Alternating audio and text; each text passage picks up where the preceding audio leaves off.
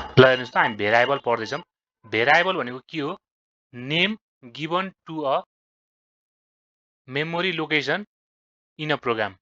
कुनै पनि मेमोरी लोकेसनलाई प्रोग्रामको मेमोरी लोकेसनलाई नाम दिन्छ भने त्यसलाई के भन्छ?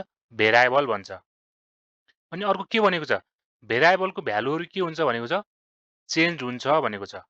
प्रोग्राममा चेन्ज हुन सक्छ। जस्तै नेम इक्वल्स टु सुमन भनेर स्टोर गरेको छ मेमोरीमा हामीले। पछि नेम इक्वल्स टु अरु के गर्न? हरि, राम, सीता भनेर अरु भनेर के गर्न सक्छौं? स्टोर गर्न सक्छौं। अब हेर्नुस् यो सुमन भनेको के हो? हाम्रो डेटा टाइपको क्यारेक्टर डेटा टाइप हो। अब अर्को हेर्नुस् यो क्यारेक्टर डेटा टाइप भनेको हामी पछि पनि हेर्छौं है। अलिक धेरै नसोच्नुस्। बिस्तारै पछि पढ्दै जाँदाखेरि हामी के हुन्छौं? यिनी कुराहरुमा नै फ्यामिलियर हुन्छौं। अनि अर्को छ एज। एज भनेको के भयो? भेरिएबल भयो। 25 भनेको के भयो त? हाम्रो डेटा भयो। कस्तो डेटा भयो? इन्टिजर टाइप डेटा भयो। अब एजमा हामीले 30 राख्न मिल्यो कि मिलेन प्रोग्राममा?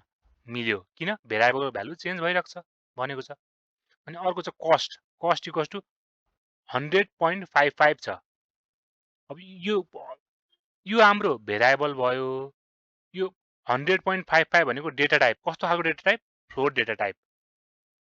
अब float data type, integer data type हामी पछि हेर्छौं है। नआत्तिनुस्। अब ल हेर्नुस् त। जस्तै यो मेमोरी लोकेसन हो भनेपछि यो सुमन भन्ने यो मेमोरीमा नेम भन्ने मेमोरी दिम। यो मेमोरीको नाम सुमन हो भनेपछि नेम हो भनेपछि यसमा मेमोरी भित्र के स्टोर गरिम त हामीले? सुमन भन्ने युज गरिम।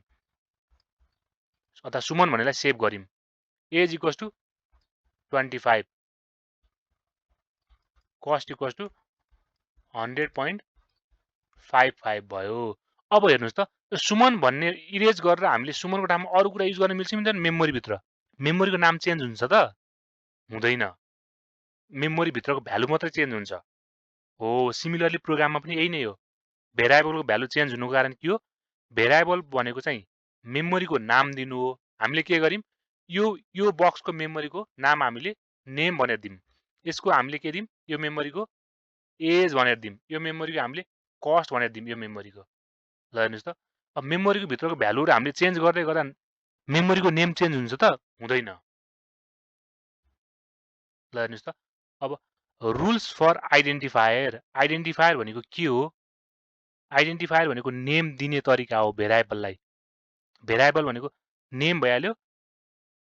आइडेन्टिफायर भनेको नेम दिने तरिका भेरिएबललाई। अथवा कुनै पनि मेमोरी लोकेसनलाई के गर्ने? नाम दिने तरिकालाई के भन्छ? आइडेन्टिफायर। जस्तै हामीलाई पनि केही नाम दिने केही न केही त तरिका हुन्छ नि। जस्तै हामी हिन्दू धर्ममा जन्मिएको मान्छेहरु अथवा हामी कुनै धर्ममा जन्मिएको मान्छेहरुले केही न केही तरिकाले नाम दिइन्छ। फ्यामिलीमा पनि। जस्तै फ्यामिलीको फादर मदरको नेम मिलाएर नेम दिन सकिन्छ। त्यस्तै गरी यहाँ के हुन्छ? आइडेन्टिफायर भनेको नेम दिने तरिका भेरिएबललाई। सुरुमा त हामीले के ख्याल गर्नुपर्ने हुन्छ? Must start with alphabetical value. सुरुमा त हामीले केबाट स्टार्ट गर्नु पर्यो? Alphabetical value A to Z अथवा A to Z बाट स्टार्टिङमा चाहिँ यो कुरा युज गर्नु पर्यो। जस्तै मैले राम भने हाम्रो यो के भयो? भेरिएबल भयो। अब मैले 1 राम लेख्न मिल्यो त? मिलेन। बरु मैले राम 1 भनेर के गर्न मिल्यो? लेख्न मिल्यो। नम्बरहरुलाई पछाडी युज गर्न मिल्यो। राम 2 भनेर लेख्न मिल्यो। अनि अर्को के भनेको छ? अन्डरस्कोर पनि युज गर्न सक्छौं भन्यो। अन्डरस्कोर हामीले अगाडि युज गर्न सक्छौं। जस्तै अन्डरस्कोर राम यो के भयो त? करेक्ट भयो। तर हामीले 1 राम भनेपछि करेक्ट भयो त? भएन। किन? अगाडि न्युमेरिकल भ्यालु हुनु भएन। अगाडि जहिले पनि अल्फाबेटिकल भ्यालु हुनु पर्यो। त्यसपछि अन्डरस्कोर हुनु पर्यो। फेरि सर अन्डरस्कोर मात्र भएर हुन्छ कि? हुन्छ। अन्डरस्कोर मात्रै भएर पनि हुन्छ। जस्तै कि यस्तो गरेर अब हजुरले यहाँ केही दिनुभयो, समथिङ दिनुभयो।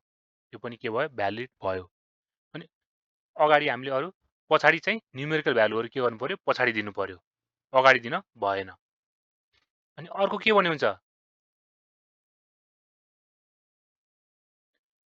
कुनै पनि लेटरहरु युज गर्दाखेरि हामीलाई कुनै अरु सिम्बलहरु युज गर्न मिलेन। जस्तै यो अन्डरस्कोर हो त?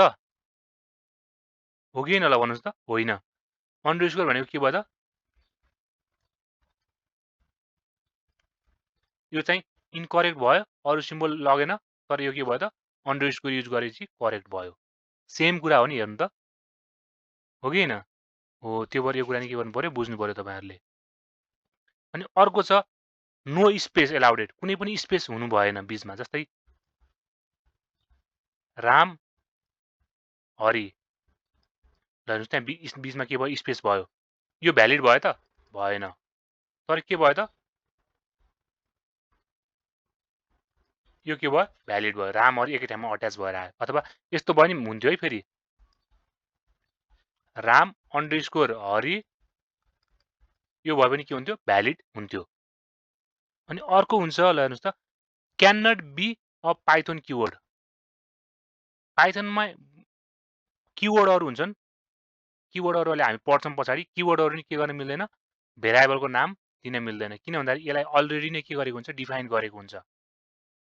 अनि योभन्दा अगाडि हामीले हेर्थ्यौँ केस सेन्सिटिभ भनेर हेरेको थियौँ, हेर्नुहोस् त, टोटल इक्वल्स टु टोटल, अब अगाडिको स्मल लेटरले गर्दा मात्रै के भयो त फरक भयो, यसको भ्यालु सेम हुँदैन भन्ने भयो।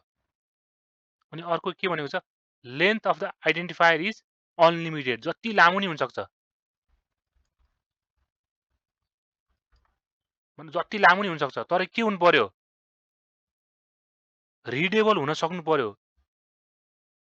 यो भन्दै गर्दा तपाईँले लामै लामै थाउजन्ड्स लाइन, 1000 पेजको, 100 पेजको बनाएर हुँदैन नि फेरि, यो हुँदा के हुन्छ, तपाईँहरू ब्याड प्रोग्रामर हो भन्ने कुरा थाहा हुन्छ।